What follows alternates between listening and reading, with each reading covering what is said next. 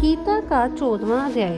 श्री भगवान ने कहा, फिर भी ज्ञानों में श्रेष्ठ ज्ञान मैं तुमको कहता हूँ, जिसको जानने से सारे मुनिजन मोक्ष रूप परम सिद्ध को प्राप्त हुए हैं। इस ज्ञान की सहायता से मेरे स्वरूप को प्राप्त हुए लोग सृष्टि के समय जन्मते नहीं और प्रलय काल में कष्ट नहीं पाते। हे अर्जुन, परब्रह्म मेरी योनि है, मैं उसमें गर्भ को रखता हूँ और उसमें विभूतों की उत्पत्ति होती है। हे कौतन्य, सब गर्भों में जो विभूतियाँ उत्पन्न होती हैं उनकी उत्पत्ति स्थान से है। ये नम्र आलस्य निद्रा से प्राणी को बांधता है। हे अर्जुन, सत्व सुख उत्पन्न करता है, रज कर्म पैदा करता है, तम सब ज्ञानों को ढककर प्रमाद पैदा करता है। हे अर्जुन, सत्व गुण रज और तम को दबाकर बढ़ता है। इसी प्रकार रज सत्व और तम सत्व तथा रज को दबाकर बढ़ना चाहता है।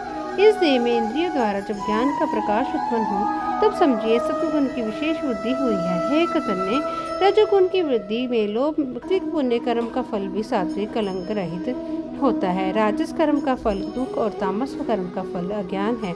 सत्व से ज्ञान उत्पन्न होता है, रज से लोभ तथा तम से प्रमाद मोह और अज्ञान की उत्पत्ति होती है। सात्विक पुरुष को उत्तम, राजस को अधमध्यम और अधम तामसी लोगों को नीच गति प्राप्त होती है। जो दृष्टि गुणों से अलग अर्थात निर्गुण साक्षी मात्र आत्मा को जान लेता है वह मेरे रूप को प्राप्त होता है।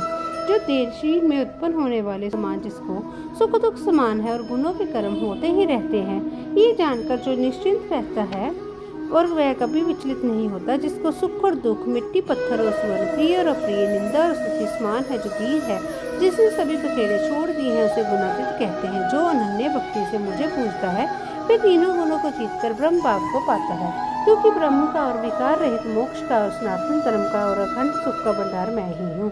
इति श्री मध्य के कुत्ते ने सुसुआ को पकड़ा। लोगों ने शोर किया तो कुत्ता तो चित्ता हो गया और सुसुआ फिर भागा। कुत्ते के दांत सुसुआ को लगे थे। रुधिर टपकता जाए, सुसुआ भागा जाए और फिर कुत्ते पीछे रह गए। भागते भागते वन में एक कच्चा तालाब पानी से बड़ा था, वहाँ साधु रहता था। उस तालाब में सुसुआ जा गिरा और पीछे से वह कुत्ता भी जा गिरा। इतने में राजा भी घोड़ा चढ़ाकर वहां पहुंचा था और देखा कि दोनों तालाब में मरे पड़े हैं और देह पाकर विकुंठ को चले हैं। राजा को देखकर उन्होंने कहा, हे 14 अध्याय का पाठ किया करता था, मैं भी यहाँ स्नान करके गीता का पाठ करता हूँ। राजा ने कहा, धन्य है जो आपके प्रताप से ऐसी योनियों का उद्धार हुआ है। मेरे धन्य भाग है जो आपका दर्शन हुआ है। श्री नरेश ने कहा, हे लक्ष्मी, 14 अध्याय का महात्म्य तुमको कहा है।